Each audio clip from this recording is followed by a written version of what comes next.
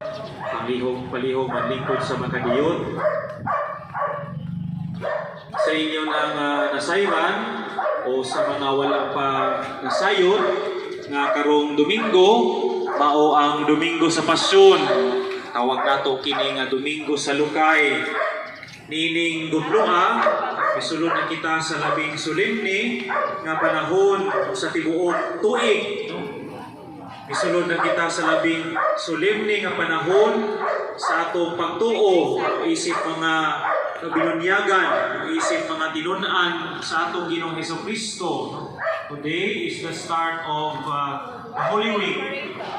Holy Week, that means Holy Week, and then Lent, the season of Lent, will end on Holy Thursday during the Mass of the Lord's Supper. Kining mga gudloa, kining mga panahona, solemne kini, balaan kini. 1 minute na mo. Tungod kay ang atong Ginoong Hesukristo, isulod naman sa iyang Padayon lang. pagpasakit, kamatayon, aron sa katugsanan, sa kalibutan, aron nga kahatagan kita o kaluwasan